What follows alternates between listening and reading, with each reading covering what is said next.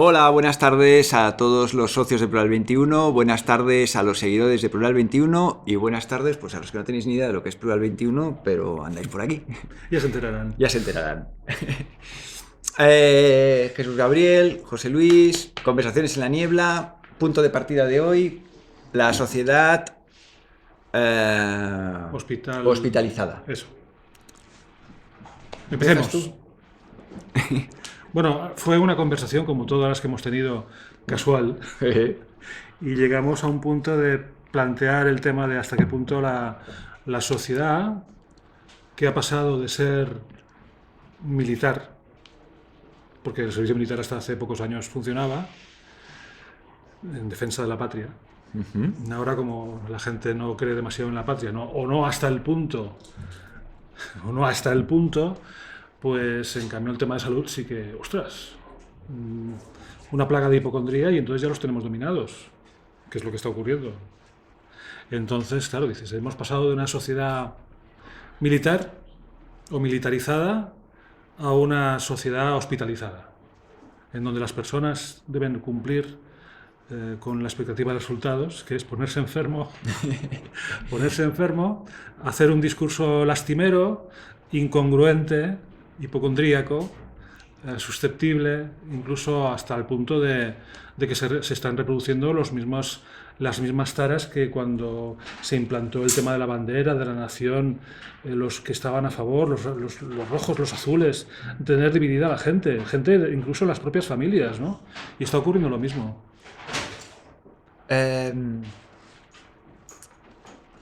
Incluso por la calle. Sí.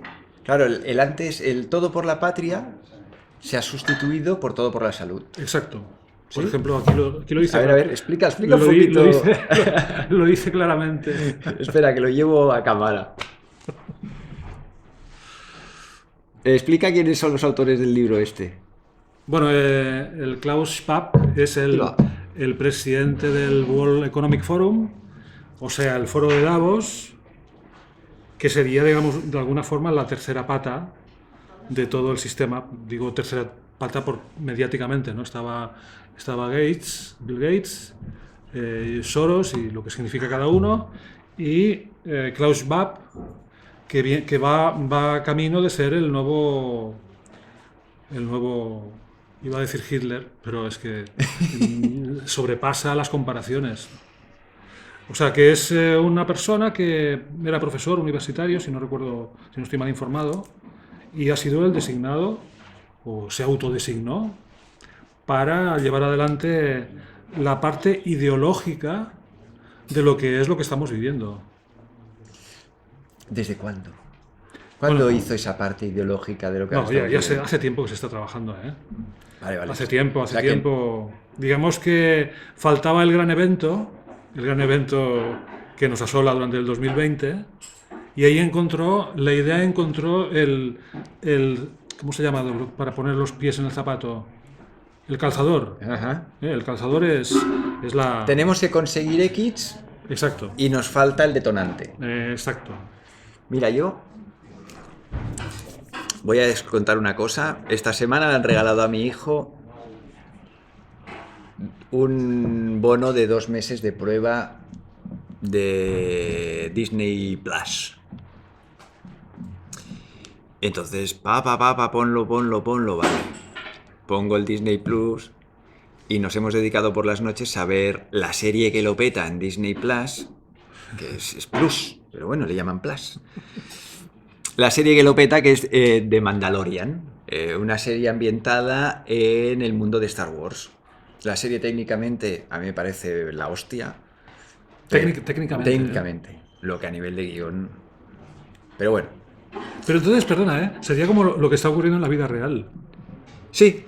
Es decir, yo escucho a nuestros gobernantes por televisión y digo, pero tantas contradicciones, ¿cómo es que la gente no se las descubre? Porque no hay interés en descubrir. Llego al punto, ¿no? Y aquí igual, es decir, esta serie lo está petando, a pesar de yo no la he visto, ¿eh? Bueno, no he acabado de ver la primera temporada, es basura. Bueno, desde el respeto a los guionistas, a los productores y a los actores, la primera temporada es infumable. En la segunda temporada que es la que estoy viendo ahora con mi hijo, al menos los 3 episodios que he visto son mejores que los de la primera. Pero, en comparación, claro. En comparación. Lo cual no quiere decir que haya llegado a un nivel altísimo. Pero, ¿y tema, por qué ¿no? saco el tema de la serie esta? Porque resulta que el protagonista es un enmascarado. El protagonista en ningún momento se le ve la cara. Y tú ves 11 episodios o no sé los que he visto ya. Y el... No quiero hacer spoilers, pero bueno, no quiero hacer spoilers y tal, pero resulta que al protagonista en el último episodio de la primera temporada se le ve la cara 2 segundos y no le has visto la cara en el resto de la serie. Y yo sé cómo yo reaccioné cuando era chiquitito y vi Robocop, o cuando era chiquitito y vi Terminator. Yo cuando salí del cine novedades de ver Terminator, yo iba por la calle así. Cuando vi Robocop, 3/4 partes de lo mismo. Entonces yo entiendo que más de 1 y más de 2 y más de 1000 y más de 10.000 han fabulado viendo la serie estos últimos meses atrás con llevar una máscara y poder ir por la calle con su máscara. Y toma. Pues, ¿quieres máscara? Toma máscara. Y cuando me di cuenta de esto pensé, madre de Dios. Demasiada casualidad, que podría ser producto de la casualidad, pero aquí el Mendalerenda no cree demasiado en las casualidades, más bien en que de algún modo Disney sabía de la necesidad de convencer a la gente de que llevar máscara mola y pues sacó una serie de enmascarados para ir preparando a la gente que llevar mascarilla mola que te flipas. Preguntan si sé hacer los ruidos y mover el cuello como Robocop. Mover el cuello como Robocop, la verdad es que me sale solo. Los ruidos no tanto. Entonces, me sorprendió eso. Ajá, sí. Y ahora cuando Jesús Gabriel ha aparecido con este libro aquí, me doy cuenta de que esto está preparado desde hace tiempo. Es que yo creo que una serie con los supuestos adelantos técnicos que tiene Mandalorian no se improvisa en 6 meses. Y no vas a hacer un guión tan deficiente que mis hijos en espontáneo me decían, papá, pero ¿hasta qué punto el guión es pillado por las pinzas? Papá, aquí abusan mucho de este recurso de guión. Abusan mucho de esto, abusan mucho de lo otro. Aquí no cierran nada. Y esto, a ver, también es verdad que bueno, es igual. También es verdad que en mi casa vemos la tele de una manera que igual no es la normal. Pero el ver que mis hijos me decían, papá, este episodio no tiene ni pies ni cabeza. Este episodio, ¿para qué lo han puesto? No desarrolla trama, es todo muy pillado por los pelos. Y entonces yo les decía, pues, ¿por qué creéis que lo han puesto? ¿Cómo estamos ahora? Pues, sigamos. Sigamos. Pues aquí hay mucho Confucio en el libro este. ¿Por qué hay Confucio? Para confuciar, para Confuncionarnos demasiado, confundirnos. No, entiendo que este libro, y esto lo acabo de empezar, es la religión, digamos, recoge o formaría la religión que va a ser predominante en el futuro presente, en el que estamos ya, y esto se aplicará a todos los niveles de la existencia, principalmente en el sanitario, porque estamos en ello. Y es el tema de la solidaridad. Es decir, que te has de vacunar porque tienes que ser solidario con el resto de la especie humana. Entonces, claro, eso es muy... O sea, ya no hay un Dios que ordena, sino que hay una conciencia a la cual hay que apelar para que las personas hagan aquello que quieran que hagamos, ¿no? Entonces, claro, esto es... digamos que este libro y el augur de que China será la que va a determinar y va a dictar y tal, pues claro, este libro es el estaño entre el viejo sistema capitalista y el nuevo sistema que no sé cómo llamarán, ecologista. Sí. Ecologista ¿Ecologista? monopolístico. O sea, es decir, que la riqueza se está generando, se está uniendo y concentrando en muy pocas empresas, y vemos que las empresas que están ganando a resultas de la pandemia son justamente estas empresas: Amazon, Google, Facebook, etcétera, etcétera, ¿no? Sí, las grandes multinacionales. Exacto. A costa de que los pequeños comercios cierren. O sea que esta pandemia, una de las cosas para las que ha servido, Sí. es para romper el tejido la dinámica. comercial bajo Ujú. y favorecer el gran tejido comercial. Bueno, entonces yo lo que quería plantearte es, Sí. y a la audiencia estimada, es, nos resulta un poco curioso de entender o de percibir que el lenguaje médico, incluso el lenguaje que nosotros utilizamos para hablar de qué es lo que nos pasa cuando estamos enfermos, se ha visto infiltrado por el lenguaje militar o belicista que había o que hay tradicionalmente. Es decir, hablamos de superar una enfermedad o curarnos con vencer, Luchar. luchar contra el virus, luchar contra el cáncer, Mantenerlo a raya. Y dices, ostras, pero es que no hay un lenguaje propio de la ciencia de la sanación que hable de tratar con la enfermedad sin recurrir al lenguaje militar belicista, que ha sido el que ha dominado todo el cotarro en los últimos 200 años. Pero es que lo bueno o lo malo del caso es que nosotros también caemos en ello. Cuando os encontráis con alguien que ha superado una enfermedad difícil, dice: he vencido la enfermedad. O sea, se ha dejado impregnar por todo el lenguaje que nos ha venido, se nos ha venido Sí, imponiendo pero- con respecto al tema, ¿no? Pero que además ha condicionado su modo de ver la enfermedad. La enfermedad es claro. algo contra lo que has de luchar. Exacto. Y si la enfermedad es algo contra lo que hay que luchar, es porque la enfermedad es una enemiga. Dices que es que no hay otro paradigma en medicina que no se considere a la enfermedad como enemiga. Esto me lo hizo ver Antonio Anguren, mi profesor de homeosíntesis, Sí. que él en muchas ocasiones decía: olvidaros de luchar contra la enfermedad del paciente. En toda lucha hay heridos, en toda lucha hay dolor, en toda lucha hay daños colaterales. El plantearse la terapia desde la lucha contra la enfermedad no puede ser. Tenéis que plantearos la terapia como una ayuda a la salud, no como una lucha contra la enfermedad.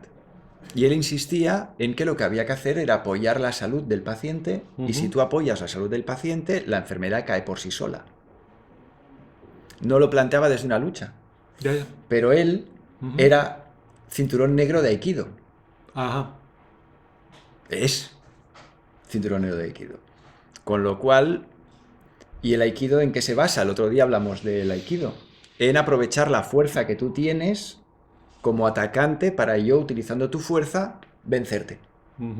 ¿Sí? Entonces él ha madurado dentro de una esfera en la que la lucha consiste en aprovechar tu propia fuerza para darte la vuelta.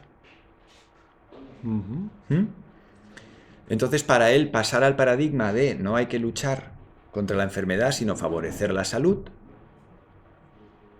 que si tú favoreces la salud, no habrán daños colaterales, el dolor bajará.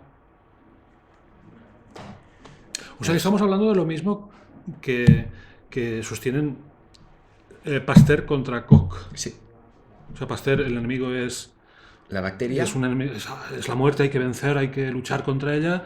Y Koch dice: no, lo importante es que tú tengas cuidado de tu territorio, o sea, de tus cualidades, y potenciar las mejores, ¿no? Que también es un principio de la homeopatía. Sí. Sí. O sea que...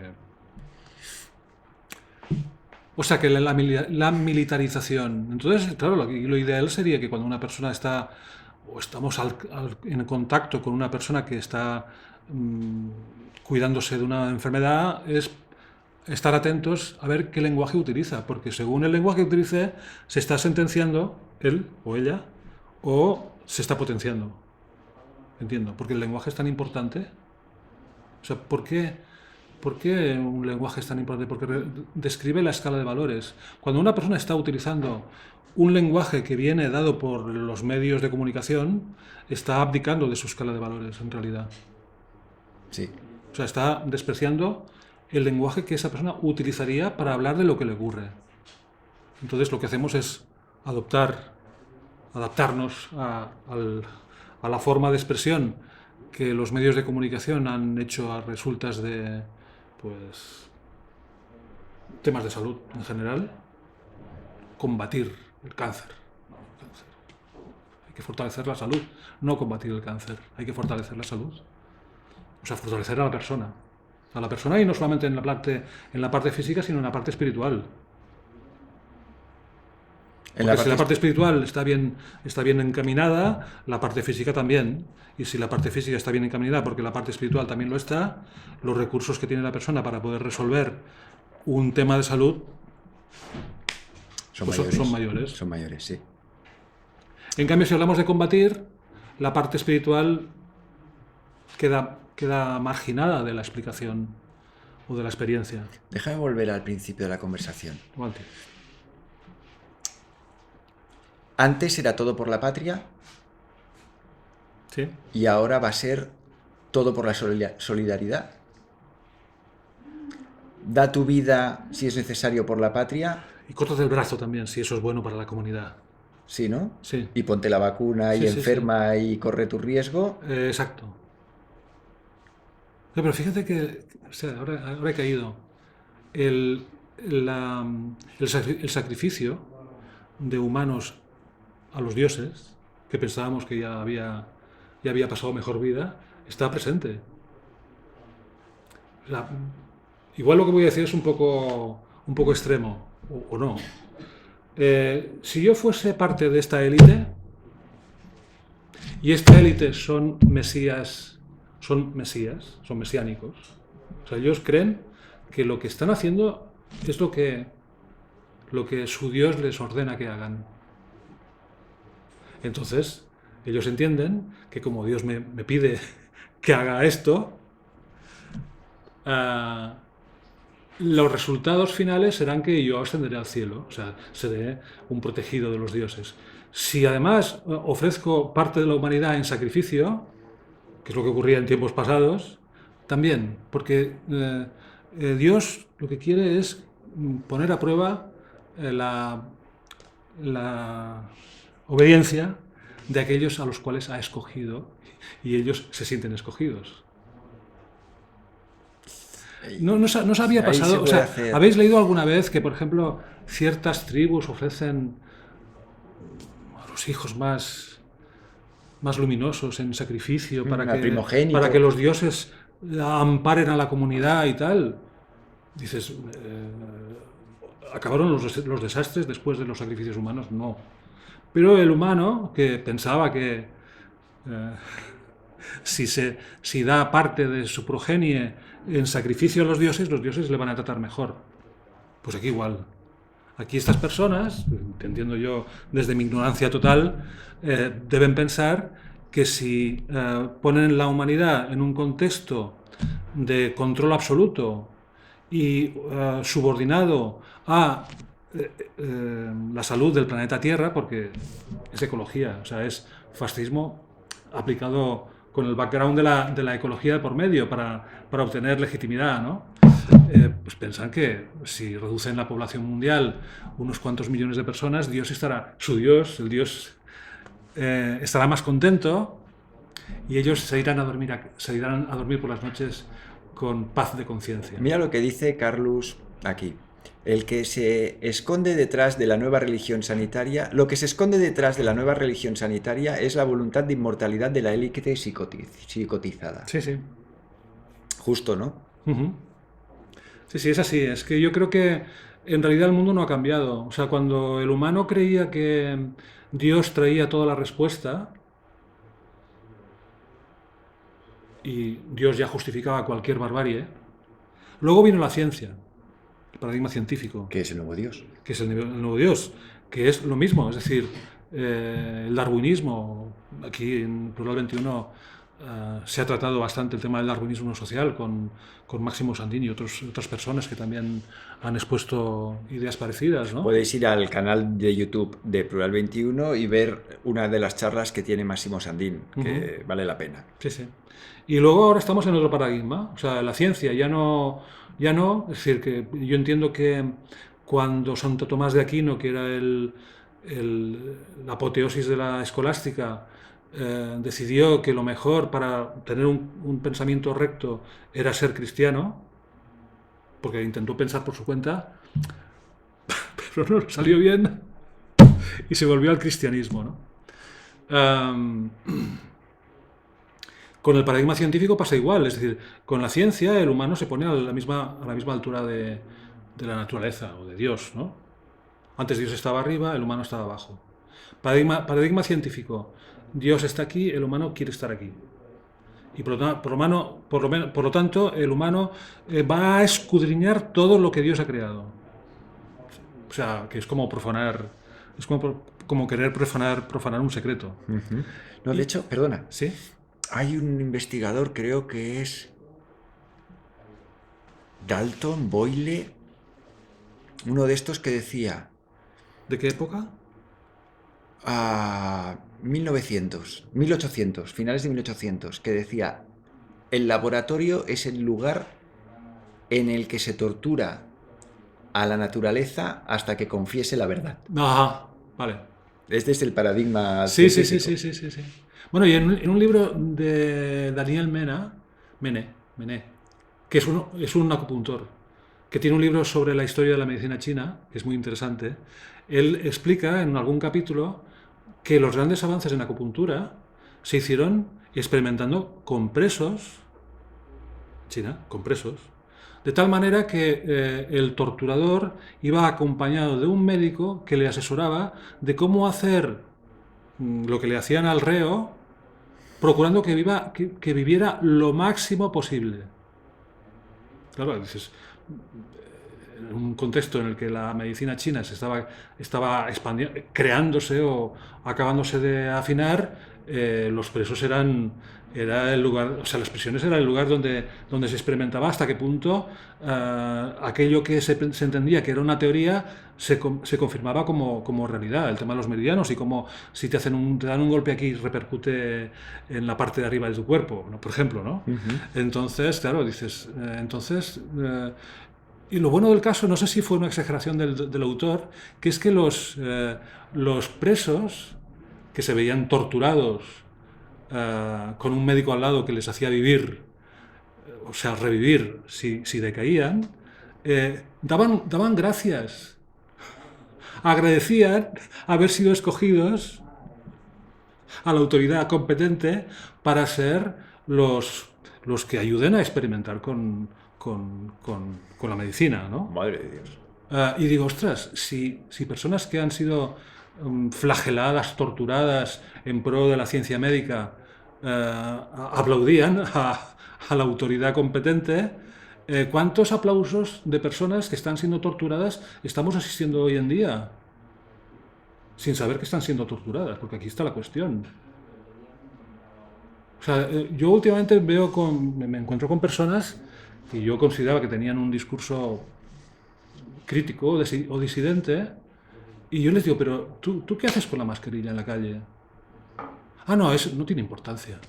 No tiene importancia, pero es como si te estuviesen torturando y en lugar de hacer frente a la tortura o al engaño, tú consientes porque es un ratito solamente.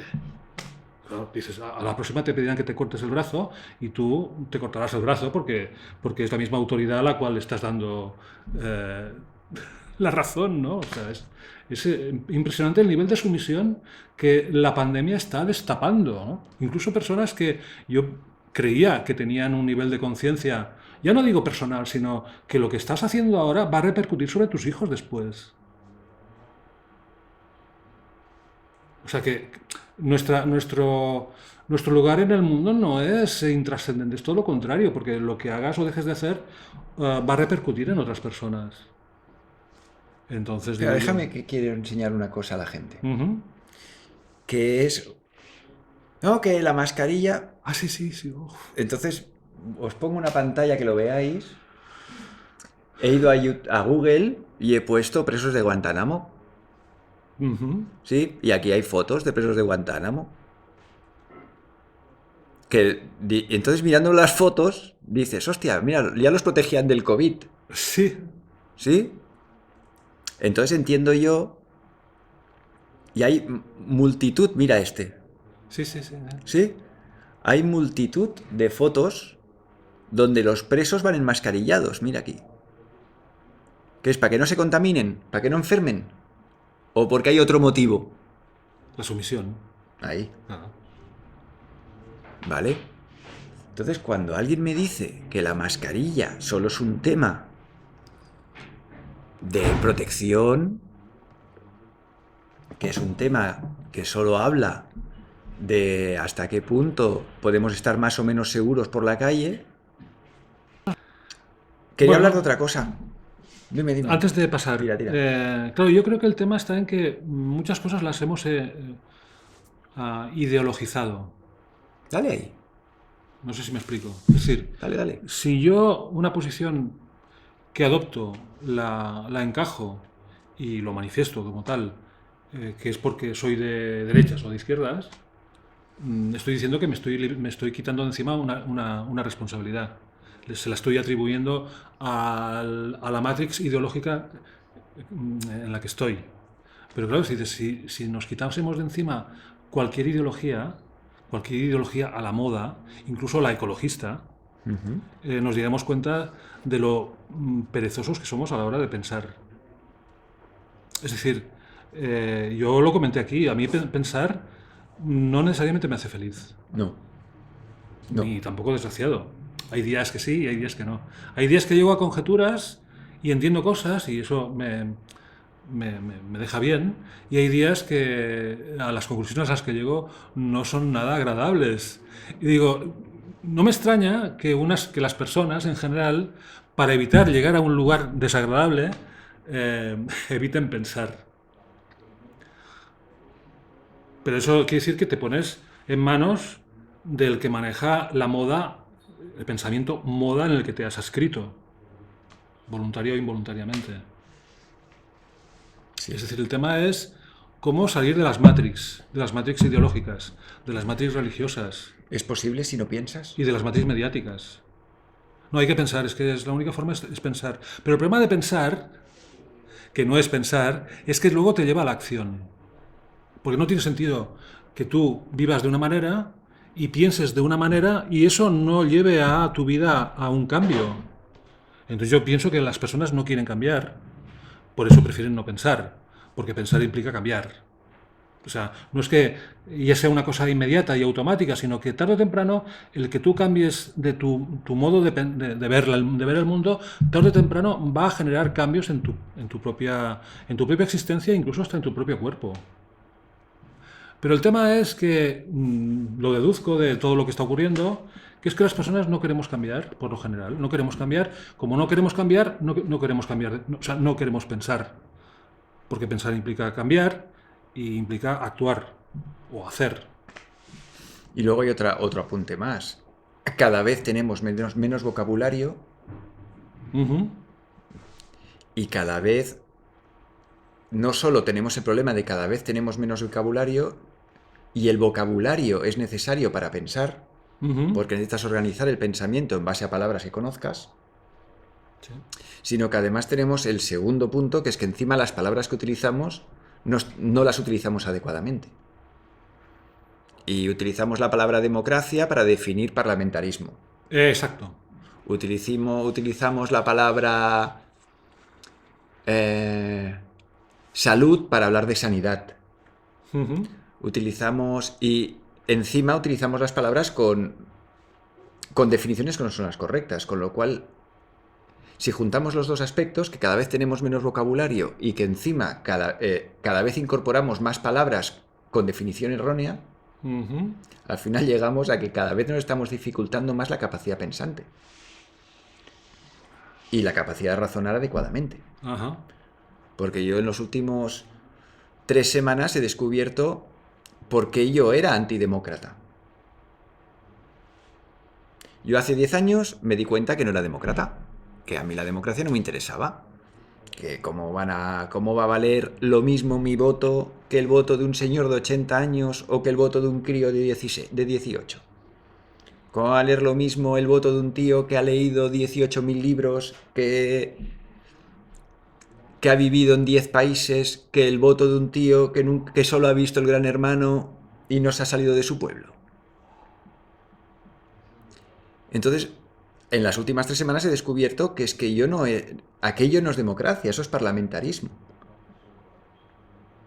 Con lo cual, toda una línea de pensamiento que yo tenía me ha caído de golpe. ¿Por qué? Porque estaba basada en una palabra que estaba mal utilizada. Y me he dado cuenta de hasta qué punto utilizar las palabras adecuadamente con significado correcto es importante. Y es algo que... Bueno, en realidad tu forma de pensar, si tuviésemos aquí a Benjamin Franklin, te diría lo mismo. Aparte de ser el inventor del pararrayos, fue uno de los padres fundadores de Estados Unidos. Y entonces él decía que no creía en la democracia, creía en los representantes. O sea, creía en el sistema llamado parlamentarista. O sea, que alguien del pueblo se acercase a Benjamin Franklin igual no le resultaba muy agradable, en el sentido de que no tiene por qué hacerle caso. Pero si es un representante de los que están en las Cortes o en el Parlamento, entonces sí. Que es como burocratizar la democracia.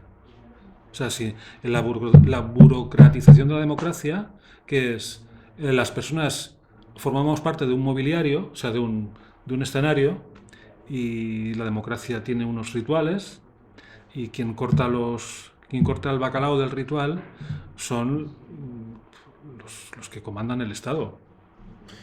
Ayer hablaba con... Es decir, perdona, Sí, es decir, que el Estado vive gracias a los guardianes, a los perros guardianes, que se encargan de que el pueblo no llegue directamente al gobernante. Ahí. No, espera. Es más, ayer hablaba con mi hijo y le explicaba esto que acabo de explicaros, que yo no sabía, que yo estaba confundiendo régimen democrático con régimen parlamentario. Exacto, sí, sí. Y le digo, cuidado, no confundas Estado con gobierno, que son 2 cosas diferentes. Me dice, papá, ¿y dónde está la diferencia? Digo, mira, tú imagínate que el gobierno es el conductor de un autobús. Sí. Y entonces la gente que se sube al autobús vota democráticamente quién va a ser el conductor. No, a mí es que me gustan más los conductores de derechas porque, oye, respetan más los límites de velocidad, no dan tirones. No, a mí me gustan más los conductores de izquierdas porque los conductores de izquierdas tienen cuando hay viejecitas esperan un poquito más, cuando ven a alguien corriendo esperan un poquito más. Y sí, pero no te olvides que el conductor del autobús no decide ni de dónde sale el autobús ni a dónde llega el autobús. Ni decide los horarios de llegada ni de partida. ¿Quién decide la línea del autobús cuál es? El equipo de guionistas. El Estado. El Estado, claro. Entonces no hay que confundir el Estado con el autobús, que ese es el... Ni el Estado con la nación. Por supuesto. Y menos hoy, Sí. que los Estados son transnacionales. Bueno, aquí hemos tenido el ejemplo de cuando el procés de aquí de Cataluña va avanzando, ocurre lo del principio de Arquímedes, que cae en la bañera un volumen y el pozo de fondo, que es el nacionalismo español, que estaba un poco así, como que no se le prestaba caso, empieza a subir como Empieza a desbordar. Empieza a desbordarse. Se sale de la Después te bañera. encuentras personas que es, hostia, esta persona, la crítica que hace en relación al tema de la independencia de Cataluña es porque tiene identificado el Estado español con la nación española. ¿Y por qué lo ha identificado? Pues por las trampas del lenguaje y la ingeniería social que tradicionalmente hemos tenido con esto. Y que básicamente la ingeniería social se basa en la apropiación y desvirtualización del lenguaje. Si Exacto. leéis a Chomsky, os recomiendo que leáis algún libro de Chomsky, Sí, de los de política, no de los de lingüista, de los de lingüística. Los de lingüística también, ¿eh? Pero tiene varios libros, no a Chomsky, de política que vale la pena. Porque el tío te hace ver cómo te juegan lavan con el el lenguaje. cerebro y tal. Y sí, sí, es una cosa. Bueno, Y ayer por la noche, sí. pensando sobre la charla de hoy, claro, yo parto del paradigma de que lo que es adentro es afuera y lo que es arriba es abajo. Que igual es un paradigma erróneo, pero yo parto de ese paradigma de organización. Y entonces parto de la idea de que todo ser humano nace y muere. Y ese ser humano que ha nacido y ha muerto puede dejar tras de sí otro ser humano más chiquitito que haga su mismo desarrollo, y ese ser humano chiquitito que hizo el desarrollo, creció, nació, pues puede dejar más hijos. Entonces, el hecho de que yo nazca o yo muera no quiere decir que la humanidad desaparecerá. ¿Sí? Pero la mía, mi experiencia humana sí que desaparecerá. Y pasará a fases. Pasará una primera fase en la que soy totalmente dependiente, porque si mamá no me da la teta o no me da el biberón, yo me muero. Luego pasaré una infancia, un proceso de infancia, de madurez y de vejez.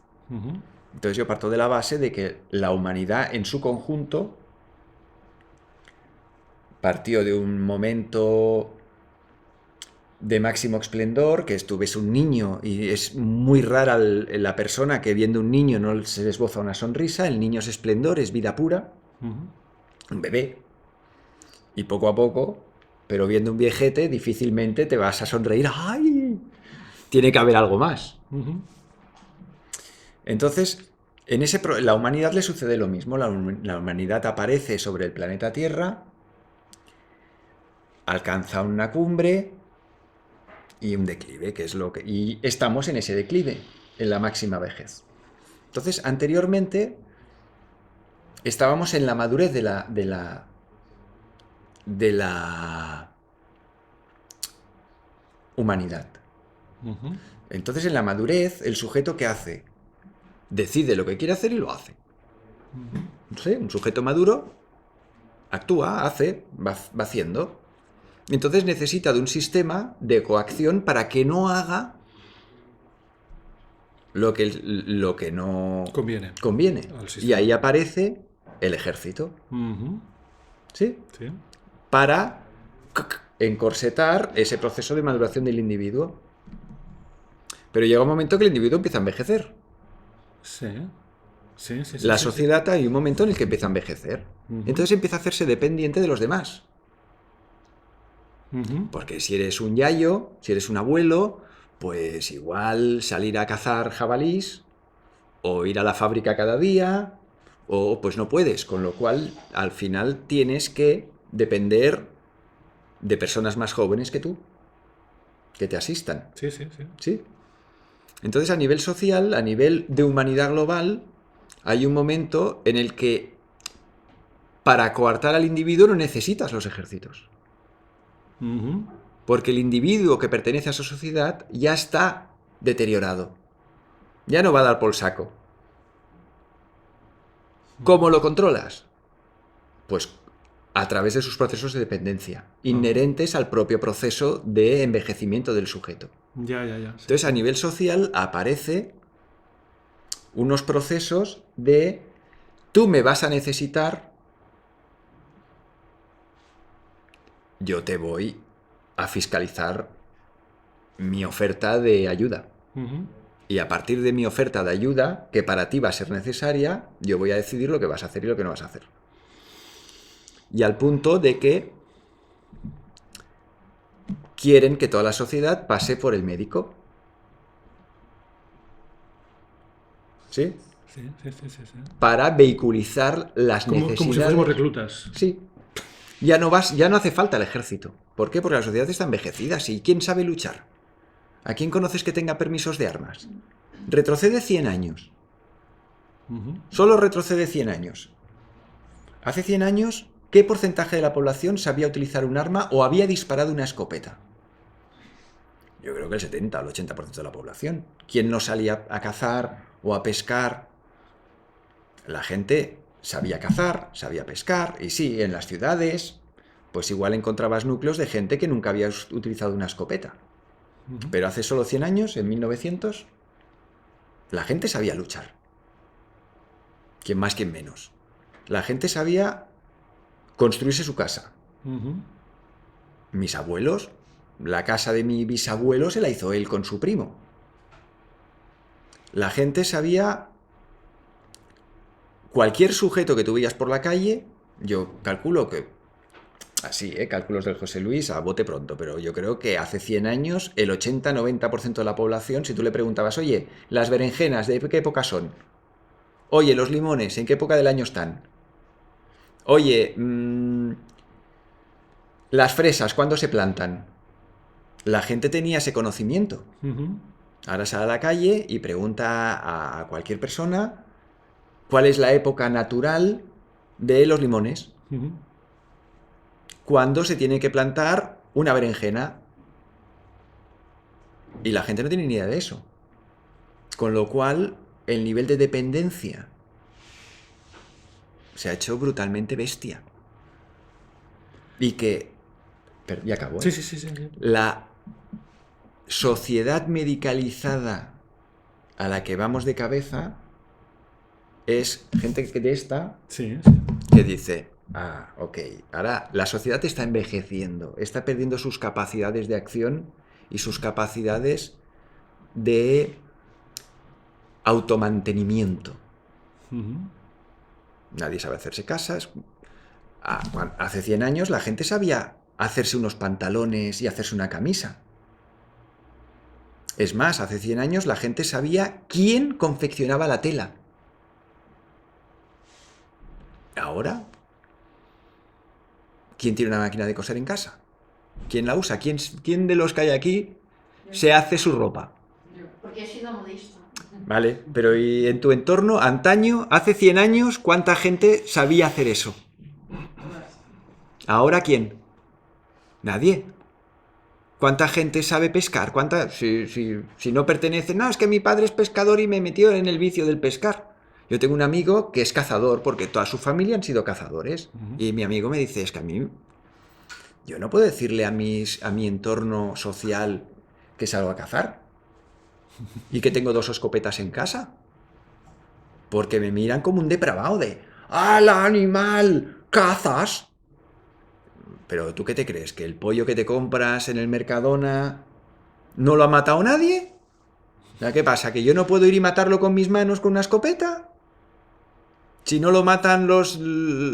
¿Es una animalada? O sea, ¿lo pueden matar ellos en el escorxador? ¿Cómo se dice escorxador en catalán? El matadero.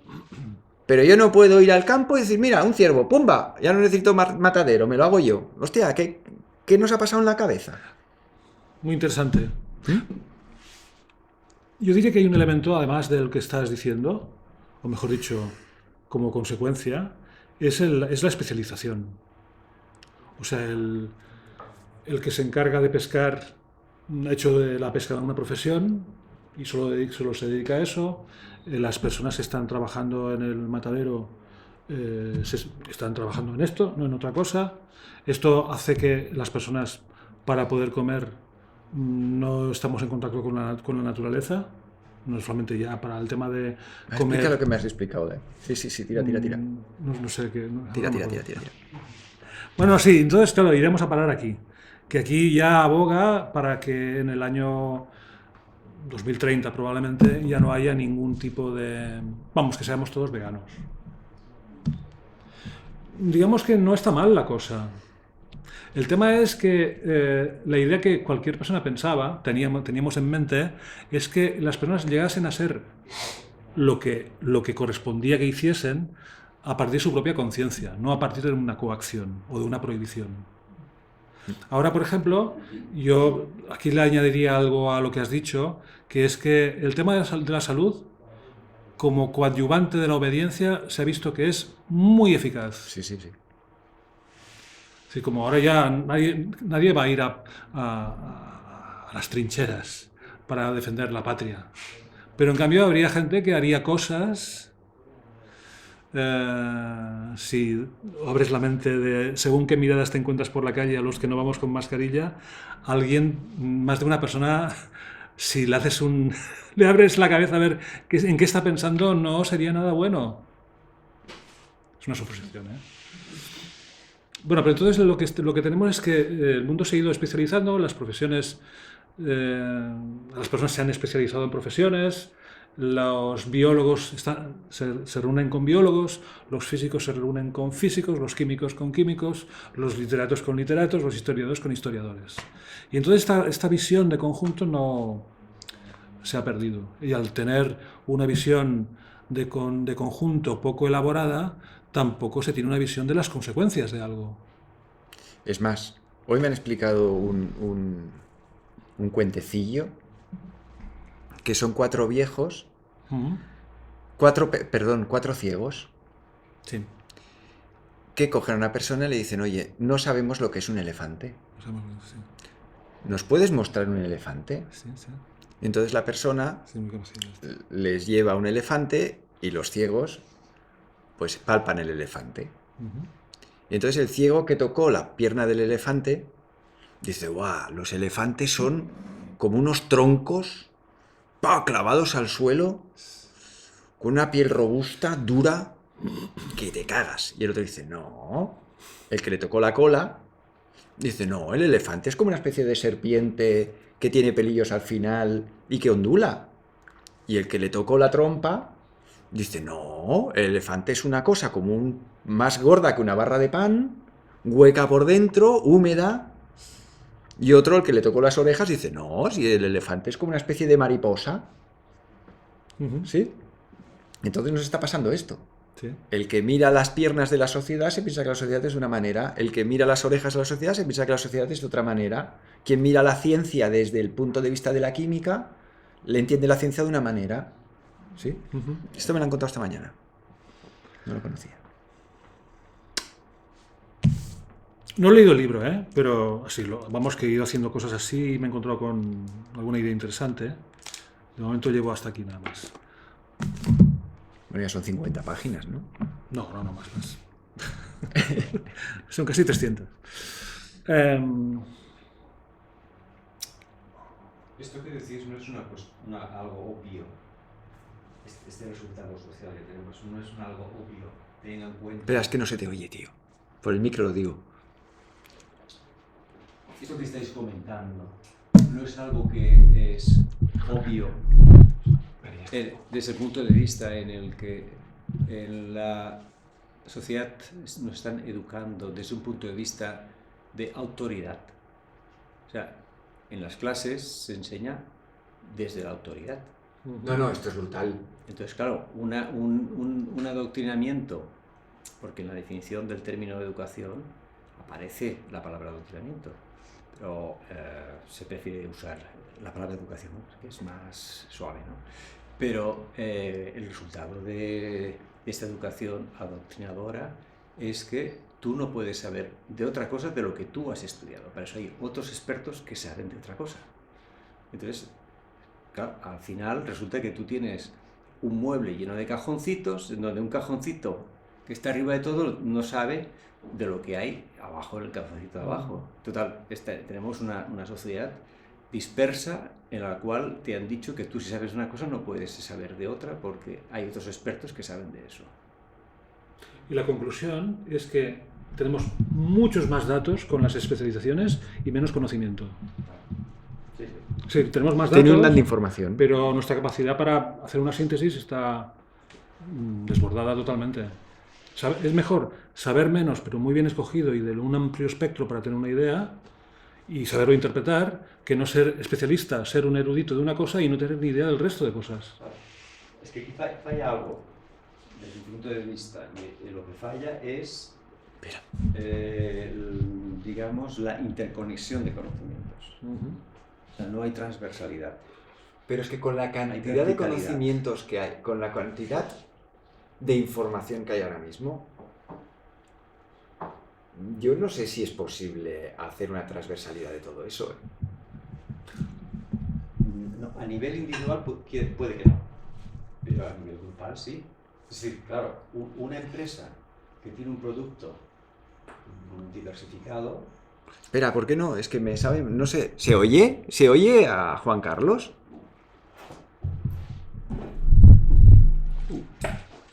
Una empresa que tiene un producto diversificado tiene que tener un equipo multidisciplinar para poder hacer un producto adecuado.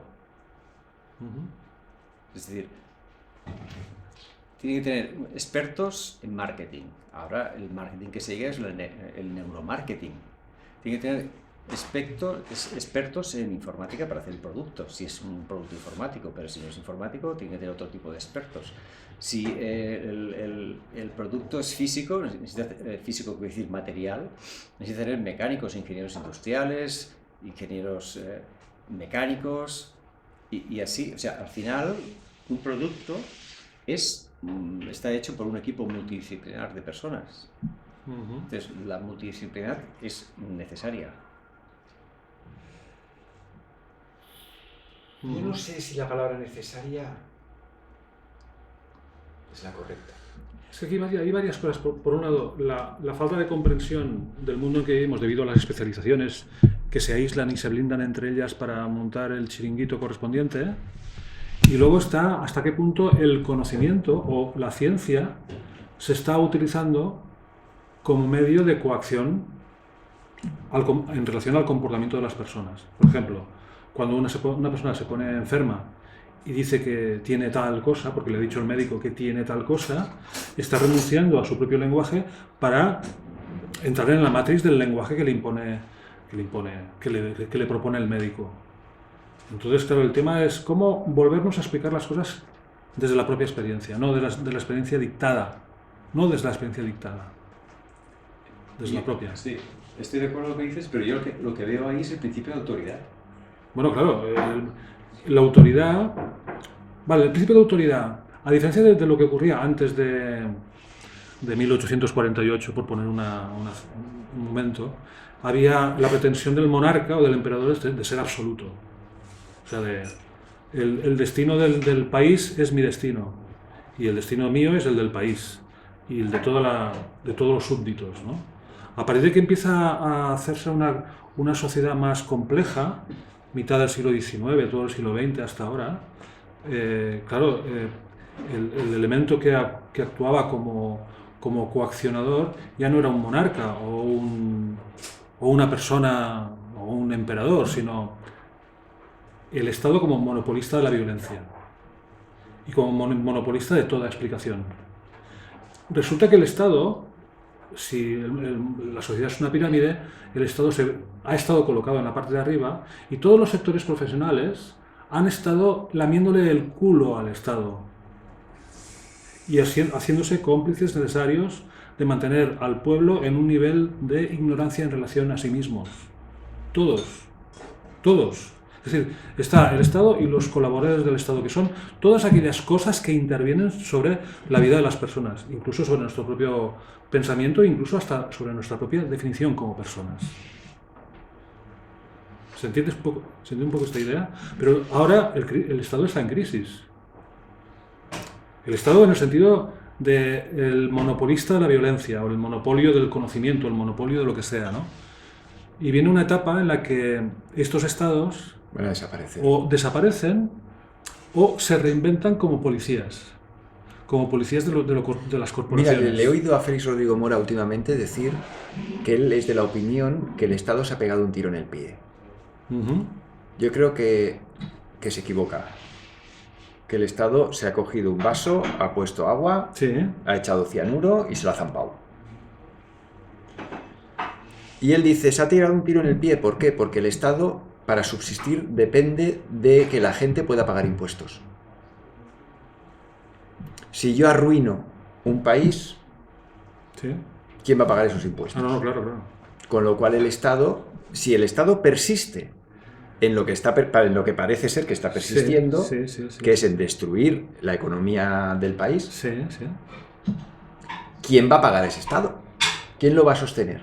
Bueno, esto sería en el sentido, en el caso de que realmente los estados se sostuviesen por los impuestos que cobran. Pero es lo que nos han hecho creer. Porque si después, cuando hay una crisis y hay un rescate, ponen la máquina de hacer billetes, el Banco Central Europeo o la Reserva Federal, y digo, entonces, ¿por qué pagamos impuestos? O sea, pagamos impuestos porque es la forma en la que consentimos estar aprisionados por la maquinaria burocrática del Estado. ¿Qué puede pasar? Que el Estado no subsista. El Estado subsistirá si a las corporaciones que han salido ganando con la pandemia les interesa que exista los Estados. ¿Cómo? ¿Vuelve? Es decir, Los Estados imagina que yo soy subsistirán. una corporación y Vale, ok. vosotros sois el pueblo. Y el pueblo mira al Estado, no me mira a mí. La corporación no está en primera línea. Quien está en primera línea como coacción ante la ciudadanía es el Estado. El Estado está en horas bajas. La gente no confía. No confía entre comillas, porque de momento que el Estado dice hay que llevar mascarilla y la gente va con mascarilla, es que el Estado tiene un poder fundamental en esto. Entonces, este Estado está en situación débil. Supongamos, yo soy una corporación y quiero controlar a la ciudadanía, pero no está demasiado legítimo que una corporación de forma directa controle a la ciudadanía. Para que la corporación encuentre legitimidad, tiene que manipular o manejar, como si fuese un títere, el Estado, para que el Estado haga lo que ya sabemos que está haciendo. Es decir, aunque sea un Estado, aunque Claro. lo estatal Pero sea previamente- un zombie, es decir, algo que no tiene contenido, pero basta que con su presencia la gente quede coaccionada en su comportamiento, pues mientras tenga esta función, seguirá estando el Estado presente en nuestras vidas.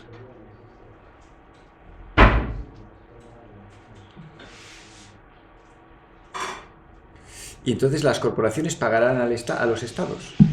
Porque lo que está claro es que la gente no va a poder pagar. Ya. O sea, yo me voy a dar de baja autónomo la semana que viene. Ujú. Y hay 280 euros míos cada mes que el Estado va a dejar de... Sí. No, pero claro, es que el mundo va a cambiar. Y bueno, aunque yo creo que siguiendo un poco la línea marcada por Santiago Niño Becerra, que el sistema capitalista hasta el 2060 puede funcionar, o 2065, vamos a entrar en otra fase, o sea, dentro del mismo sistema, pero en otra fase. Entonces, yo creo que de donde hay interés que salga dinero, saldrá dinero. Y para según qué cosas que no interese, no saldrá el dinero. Es igual cómo se justifique, si viene a través de impuestos o a través de lo que sea. ¿Y a qué llamaremos dinero? Ah, bueno, claro. Que esto es importante. Sí. Pues mira, de la misma manera que llamamos tecnología a un monitor, una lámpara o un teléfono móvil. Dirás, hasta ahora se podía entender que la tecnología estaba a nuestro servicio. Pero habrá un tiempo en que será el humano el que esté al servicio de la tecnología, como ya estamos viendo, ¿no? Ahí es donde es interesante diferenciar entre máquinas y herramientas. Que la utilización de una herramienta es intuitiva y no necesita de educación. Si yo te pongo un destornillador y un tornillo y nunca has visto usar un destornillador y nunca has visto utilizar un tornillo, pero se te ocurre que lo quieres, un niño encontrará la manera de utilizar aquello. Eso es una máquina. Ya. No, eso es una herramienta. ¿Qué es una máquina? Cuando si otra persona no te dice cómo usar eso, tú no tienes ninguna capacidad intuitiva de hacerlo. Ya. Y ahí siempre eres esclavo de la máquina. Ajá. Tú le llevas un destornillador Sí, y un tornillo a un tío del Amazonas que en la vida ha visto un destornillador y un tornillo y te lo aprieta. Ya. Sí. Tú le llevas un móvil y el tío lo que ve es una caja negra. No, pero con esto puedes enviar mails. Como no le digas, mira, La pantalla es táctil. Como no le des un cursillo, con lo cual tú ya te has hecho dependiente de la máquina. Tú no utilizas la máquina como tú consideras. La utilizas como ella tiene que ser utilizada. Automáticamente tú has perdido autonomía. Esa es la putada de las máquinas y de la tecnología. Sí. Bueno, esto es como el viejo, ese cuento, dicen, tú puedes ayudar a una persona hambrienta comprándole comida o regalándole una forma de que él pueda encontrar comida. Es decir, tú puedes... sí, darle un pez o darle una o caña. Darle una caña y se llama transferencia tecnológica.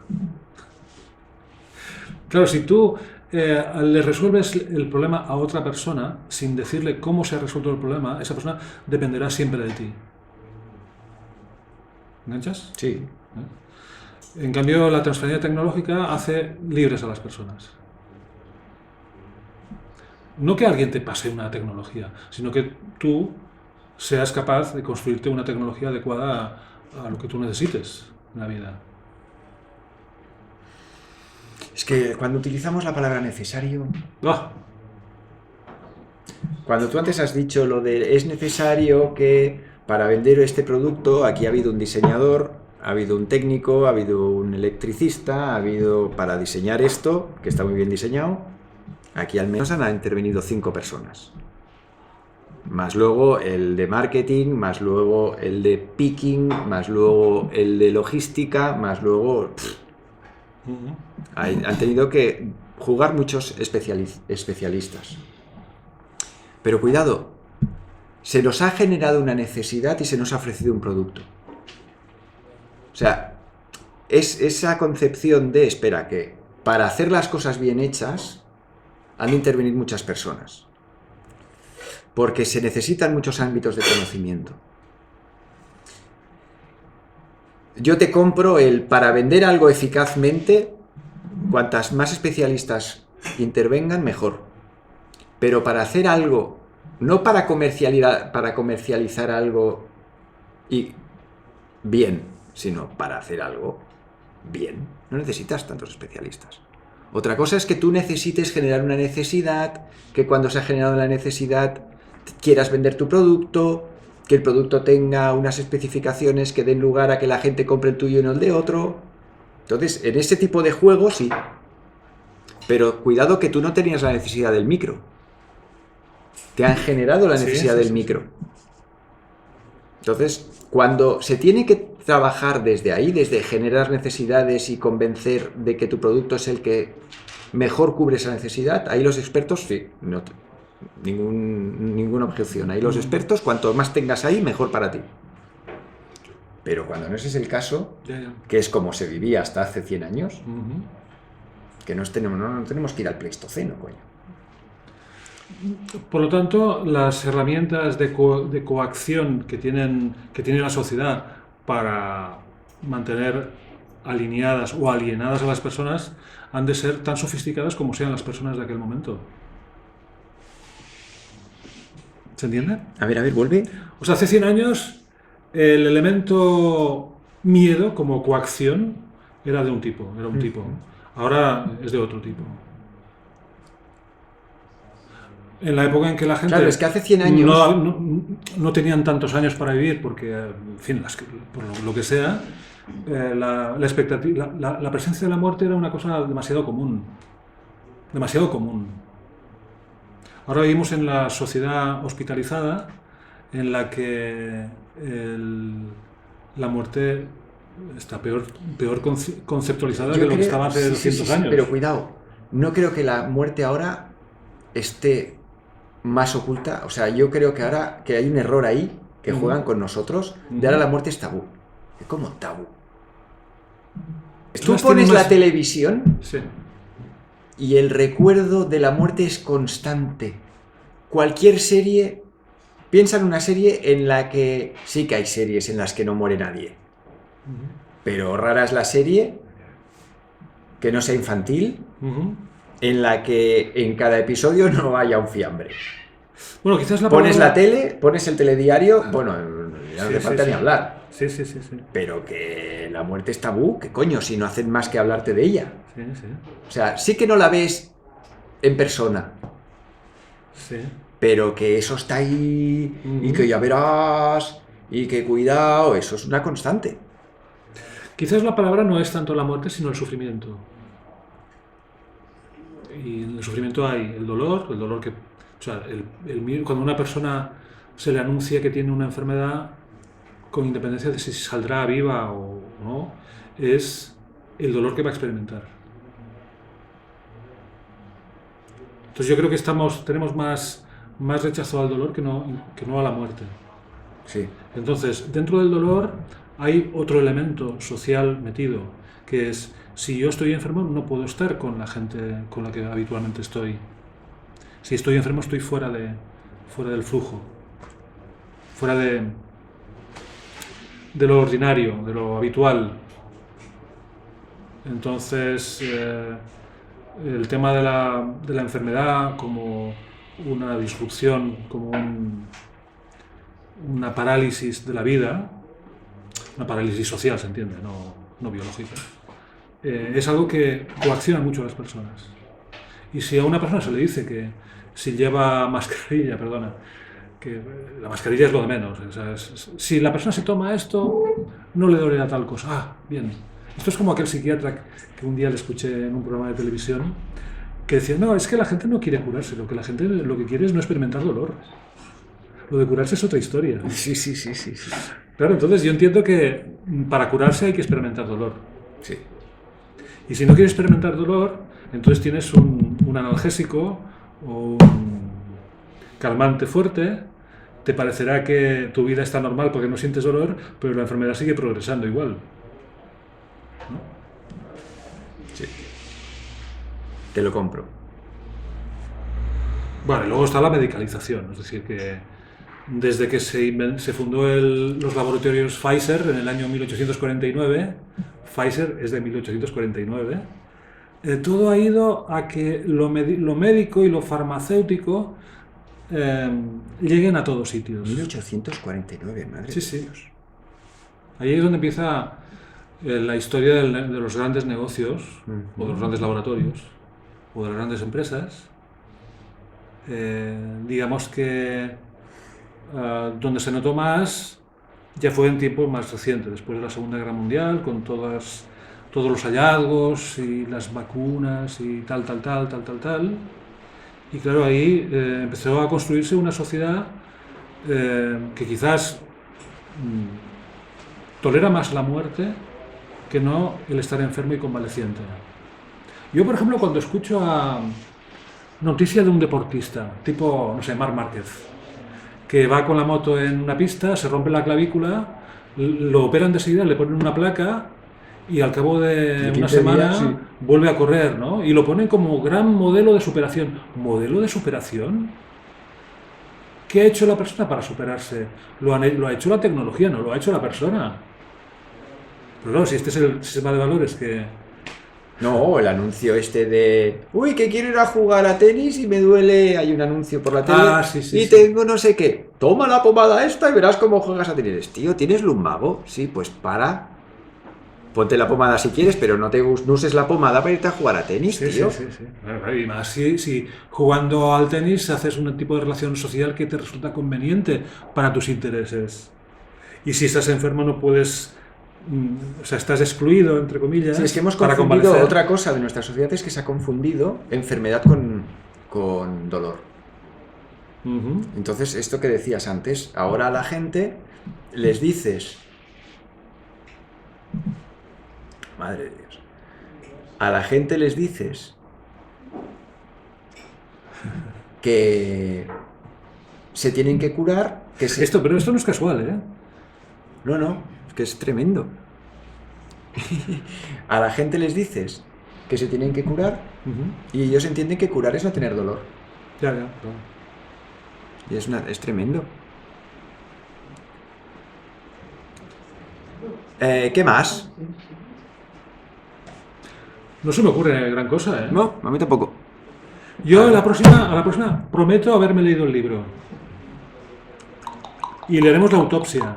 Vale, me parece correctísimo. Tienes 15 días. Sí. Mira, voy a decir una cosa que no tiene nada que ver. Pero como hemos hablado de la educación antes, que es... Días atrás, estos días, con mi hijo explicando la diferencia de Estado y gobierno, la diferencia entre democracia y parlamentarismo, decía, papá, pero en el cole nos venden la moto de que tenemos que ser demócratas. Y yo le decía, ya, pero ¿te ponen algún ejemplo de democracia? ¿En qué ámbito de tu vida tú vives la democracia? En el cole los niños se reúnen y deciden a quién quieren de profesor. Los padres se reúnen y deciden a quién quieren de profesor. Tú vas al médico y las enfermeras se han reunido a ver a quién quieren de médico. Se reúnen los pacientes y escogen a quién quieren de médico. ¿En qué ámbito de tu vida vives una democracia tú? Y mi hijo se queda así parado y dice, ninguno. Digo, entonces, ¿cómo pueden exigirte a ti que seas demócrata? Solo hay una manera. Y que tú lo compres. Cogiendo la palabra y cambiando su significado. Porque si no, no hay otra manera de que el sujeto compre eso, si no tiene experiencia democrática. ¿Alguien de aquí ha tenido una experiencia democrática en su vida habitual o en su infancia? Las comunidades de vecinos. Aparentemente son democráticas. Las comunidades de vecinos. Aparentemente. Te lo compro. Aparentemente. Pero fuera de eso, ¿y un niño? Un sujeto de menos de 18 años, ¿cuántos sujetos de menos de 18 años han tenido experiencias en comunidades de vecinos? Cero. Están los padres en la comunidad de vecinos. El niño no vive una experiencia democrática en su juventud. Ningún sujeto vive una experiencia democrática en su juventud. Entonces, ¿cómo pretenden que de nosotros emane el hecho democrático si no lo hemos visto nunca? Pues no, pues o sea, pongamos el caso opuesto. ¿Has participado en algún hecho antidemocrático, José Luis? Cada día se lo dije a mi hijo, dije, hombre, yo decido lo que puedes hacer y lo que no puedes hacer, toma democracia, flipa. Y en el cole lo mismo, y el médico lo mismo, tú te vas al médico, te ha tocado ese médico, no, es que ese no me gusta, pues rellene este impreso y a ver qué pasa. Mira, ayer en un canal de la televisión argentina veo al ministro de Sanidad haciendo una propaganda a favor de las vacunas y diciendo que los que no quieren vacunarse son antidemócratas. Flipa. Es tremendo. ¿Este era el argumento? O sea, irresponsables, insolidarios, antidemócratas. Tela marinera. Porque no te expones a un riesgo por el bien de la patria, Exacto. de la salud. Era una barbaridad. Bueno, pues 9 menos 10. ¡Feliz Navidad! ¡Feliz Navidad! ¡Feliz Navidad! ¡Feliz Navidad! ¿Alguna preguntilla, alguna cosilla? ¿Alguna respuesta, por favor? Sí. Con la que va, que está ya. Mejor en castellano. Espera, nuestra misión es recrearnos eternamente nosotros mismos. Sí, dime. ¿Puedes dar una definición de democracia? La democracia es cuando la gente se reúne y consensúa una decisión. Pero los individuos. Democracia no es entre todos escogemos a un tío, el tío va y decide por nosotros. Eso no es democracia. En democracia es nosotros nos reunimos y escogemos entre nosotros y nosotros decidimos qué se hace y qué no se hace. Otra cosa es parlamentarismo, que es nosotros escogemos a alguien que en nuestro nombre Hará negocios. hará negocios o decidirá. Y nosotros no vamos a tener ni voz ni voto en lo que él decida. Que en nuestro país, además, como está explícitamente prohibida en la Constitución el mandato... ¿Cómo le llaman a esto? ¿El mandato imperativo? O sea, hay países donde existe el mandato imperativo, que es que si un político te ha dicho que va a hacer una cosa y el político no lo hace, tú puedes ir y pedirle al político... tío, ¿qué has hecho? Explicaciones. Explicaciones. Tú me prometiste esto y no lo has hecho. Pues ahora yo te pido explicaciones, que yo te voté. En nuestra Constitución, en la española, explícitamente se prohíbe el mandato imperativo. El mandato imperativo. Que es que tú, como votante, tú no puedes irle al político al que has votado y pedirle explicaciones. Con lo cual. Y luego, mira, aquí Carlos dice, democracia es flujo de información libre. Puedo decirla, yo tengo una definición de democracia desde que iba a la escuela. Democracia es el gobierno del pueblo. Claro. Y esta definición la dieron en un libro de Fraga y Barney. Pero ¿qué pasa? Que nos han hecho creer que el gobierno del pueblo es cuando el pueblo cada 4 años mete un papelito dentro de una caja, de ahí se escoge a alguien y ese alguien decide lo que hace y lo que deja de hacer. Eso no es el gobierno del pueblo, ese es el gobierno que ese tío más los 4 que han salido de sus nombres en las cajas han decidido hacer. Tú no has escogido nada. Además hay otro rollo que es, aquí lo señala Carlos 8, democracia es flujo de información libre. Si encima la información que tú recibes está mediatizada, que la información que te lleva de los candidatos te llega a través del grupo Prisa, a través de A3 Media, a través de multinacionales, interventores, encima la información que te llega para tú poder efectuar ese voto, es que no te puedes fiar. Con lo cual, ¿dónde está la democracia? ¿Dónde está la decisión del pueblo? ¿No? El pueblo decide en función de los inputs informativos de los diferentes mass media a los que está sometido. Si no, ¿de qué? Yo, como hay determinados mass media que no consumo, yo no sabía que Vox existía. Yo me enteré de que Vox existía porque tú me lo dijiste. Yo decía, Vox con V, no con sí, V. sí. ¿Vox? ¿Qué es eso de Vox? No, un partido político. Y yo, ese partido político, ¿quién lo conoce? Coño, tío, que no ves la tele ni ves a no sé qué youtuber. No. Entonces, para mí Vox no era una opción a voto, o sea, ya hace años que no voto, pero no hubiese sido una opción a voto porque yo no lo conocía. ¿Por qué? Porque no me expongo a determinados grupos mediáticos. Entonces, desde una información, desde un flujo de información mediatizado, desde un sistema parlamentarista, ¿cómo quieres hablar de democracia? Es que no se puede. Es un absurdo. ¿Sí? Dime. Sí, vaya, en la cadena que has relatado, desde que se vota hasta que se elige, yo ahora pondría un punto fundamental y es garantizar que se recuenta bien todo lo que se vota. Bueno, encima eso. Encima que se cuente bien. Es clave para saber quién sale. Sí, pero al final, después de todo eso, tú estás votando al gobierno.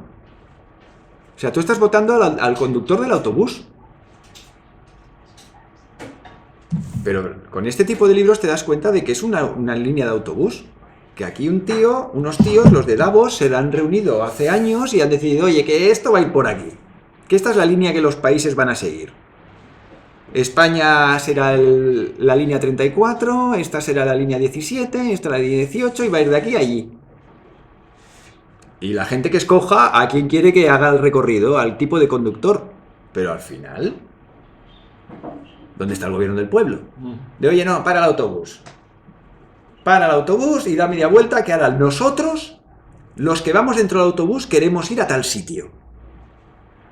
Y chaval, te hemos puesto nosotros, así que por favor, a tal sitio. Y el tío te dirá, no. Que el poder no me deja. No, pero no eras tú el poder. No, yo soy el conductor. No soy el poderío. O sea, es que es todo un despropósito. Que quien a día de hoy vaya a votar, de verdad, yo alucino que a día de hoy haya gente que vote. Bueno, no alucino. Como la gente ni piensa, ni razona, ni... En fin, bueno, son las 9 menos 5, nos van a cerrar las calles, está diluviando. Se están cayendo las nubes aquí en Barcelona encima de las calles. Pues lo dejamos aquí. ¿Te parece? ¿Sí? Pues venga, gente, hoy una cosita que os iba a decir. Estos días, claro, nosotros no monetizamos ningún vídeo, nosotros consideramos, desde Plural 21 consideramos que la publicidad es un atentado contra el libre pensamiento. Nosotros consideramos que si tú estás viendo este vídeo es porque te parece bien el contenido y tú libremente estás viendo este contenido. Y no nos parece de recibo que para yo poder mantener esta asociación abierta te meta publicidad, porque no la has escogido tú. Entonces hemos decidido no monetizar nuestros canales. Entonces últimamente he dicho en alguna ocasión, oye, vete al PayPal de Plural 21, que lo encontrarás en la página web de Plural 21, y ahí pues 10 centimitos, 20 centimitos. Oye, por favor, que nadie ingrese menos de 50 centimitos. Si alguno de vosotros decide ayudarnos a llevar esta tarea adelante, que sepáis que os podéis hacer socios, y si no, pensad que PayPal se lleva 0,35 céntimos de cada ingreso que se nos hace, y además el 2,7% del total del ingreso. Que a nadie se le ocurra ingresarnos 30 céntimos, porque al final tendremos que pagar nosotros por el ingreso que nos hayáis dicho. ¿Vale? Dicho esto, pues aclarado. Venga, pues nos vemos en 15 días con Jesús Gabriel. El miércoles en catalán tendremos a Lluís Botinas, que nos explicará, viene al hilo de lo que hemos hablado ahora, una constitución auténticamente democrática, o al menos una constitución cercana a la democracia perfecta, que son las constituciones catalanas de 1714, las primeras constituciones que existieron. Luis Botinas nos explicará lo que sabe sobre la Constitución catalana de 1714 y las previas. Y el domingo por la tarde estaremos con Antonio Tagliati, que para quien no conozca a Antonio Tagliati tiene un don, que es explicar la vida, su funcionamiento y su entidad de un modo que solo lo hace él. Yo no conozco a nadie que sea capaz de eso. Y tendremos a Antonio, que lo hemos cogido, trajimos a 2 personas que no conocían a Antonio y les pedimos que le hicieran una pregunta a cada uno a Antonio, y el domingo por la tarde podréis ver a Antonio que respondió esas preguntas. ¿De acuerdo? Os digo las preguntas. Una es ¿por qué una persona hace anorexia? Y la otra es Bulimia. ¿por qué una persona puede desarrollar un tumor de vejiga? No os esperéis una clase de medicina, pero creo que puede valer la pena y es bonito de ver y de escuchar. Al menos para mí, todos son gustos, claro. Pues venga. Pues buenas noches a todos y disculpar los cortes que han habido en esta sesión, porque ha sido impresionante, no ha parado. Ahora mira, otra vez. Nos vemos. Un abrazo, un beso muy fuerte a todos y hasta la próxima.